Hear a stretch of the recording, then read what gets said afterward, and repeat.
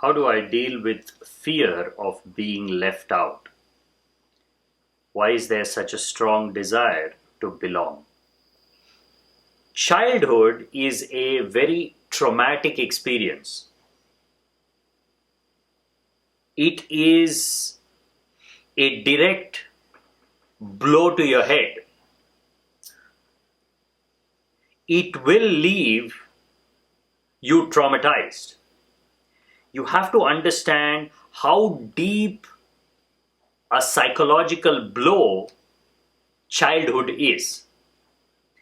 Because your self-identity has not yet solidified, you are still understanding what's happening to you, you're able to navigate through all those experiences without going into severe depression and disconnection.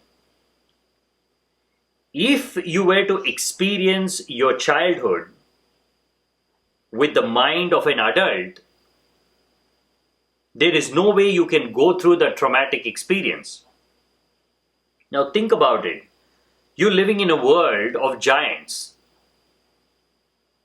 Except for a few creatures that look like you, that walk and talk like you, rest all are giants. Physically, you're living in a world where it is impossible for you to feel superior in any way. And their ways are strange. It is not natural. You have to put in a lot of effort to try and understand what's happening around you. Language is enormously complex for a child. Speech is complex. The ideas that are being introduced are complex. Enormous amounts of time is being spent learning how to fit in. A child is not simply singing, dancing, playing, and enjoying life. There is a lot of effort that is going into understanding the world it is living in, because it is not living in a natural world. It's living in a man-made world where everything has been gradually accumulated over a period of time. And it has taken hundreds and thousands of years for civilization to acquire all this. But a child only has a few years to learn the gist of it all.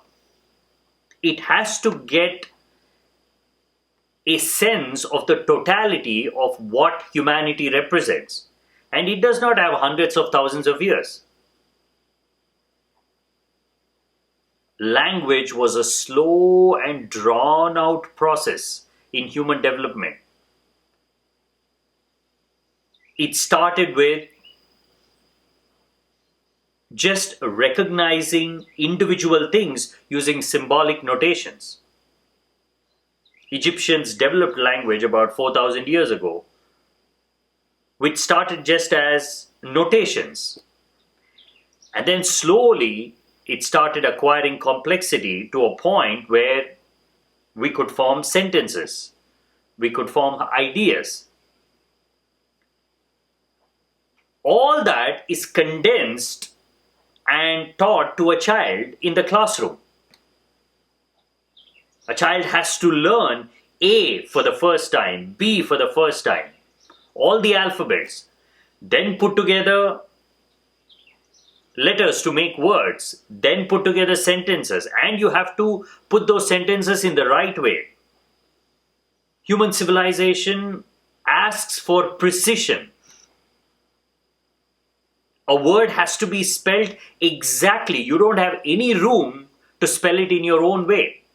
And how many words there are, how many different grammatical structures there are, and a child has to learn all this. In this deeply traumatic learning process, the child forgets that it can live on its own. It is possible to be an individual. The dependency is not just on physical things, but more importantly, that emotional dependency. Because you relied on the love, care, and affection of those around you, it is what some call the grandmother syndrome. A child is pampered by the grandmother.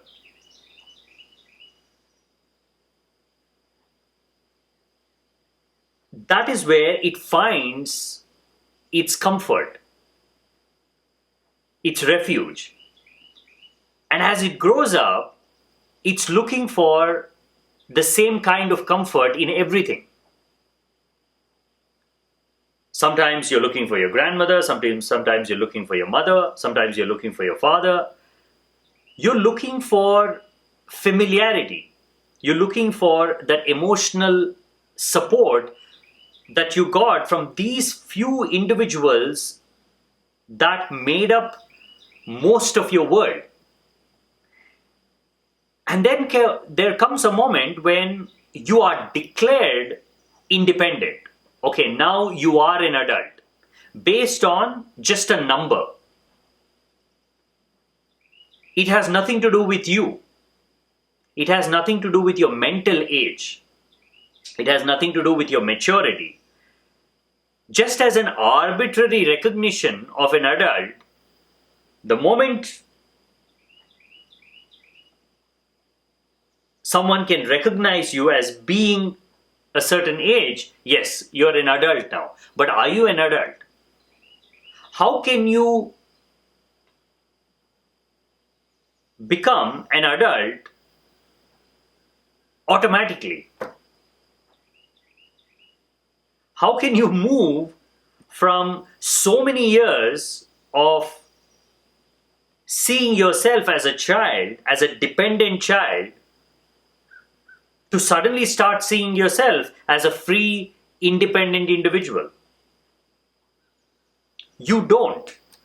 It is only in idea. It is only for the world that you are an adult. But for yourself, you are a child. Your conditioning has not broken. It's a deep conditioning that was useful in your early years and that has become a part of you. So why is there such a strong desire to belong? And what is that fear that you have to deal with when a thought crosses your mind that for whatever reason you will be left alone? It is the same fear of not getting the love of your mother, not getting the love of your father, not getting the love of your grandmother, being rejected by those people you depend on fully for your self-identity. Now, the same thing extends to your friends, to your colleagues, to other members of the community. Just look at man, look at how he goes about his life. He wakes up in the morning and starts searching for himself in the faces of people. He's not looking inward, connecting with himself, and then walking into the wilderness of life to share his experiences. That is not how his life is structured. He's going out there looking for meaning, looking for purpose, looking for his self-identity. Now, if your self-identity is so intermixed with the images and experiences of the external world, how can you not be afraid when a thought arises that you will be disconnected from this support. And this happens at every level. The thought, there was a time, the very thought that you could be ostracized from your religious congregation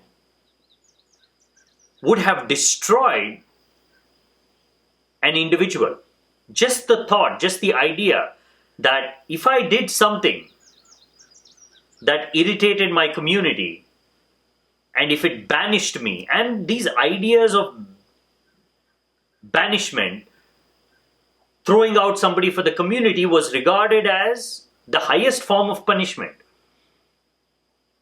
If you did not conform to the rules and regulations and the ways of the community, the punishment was throwing you out of the group.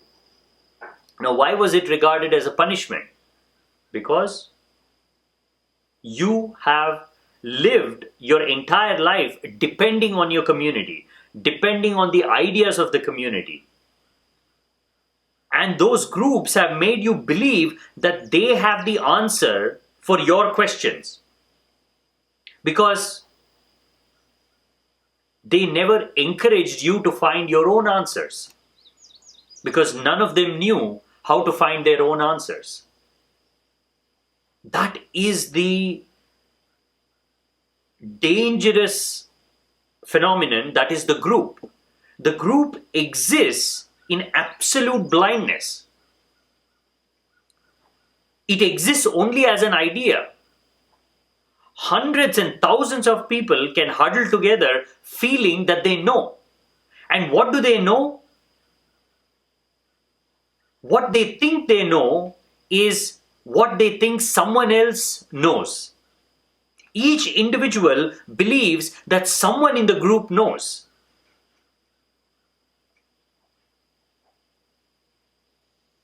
But in reality, no one knows. And how do we know that no one knows? Separate one individual from the group, he will tremble. He will shiver in fear. He would do anything to get back to the group. If knowing were to be real, then you can be on your own. You can be independent.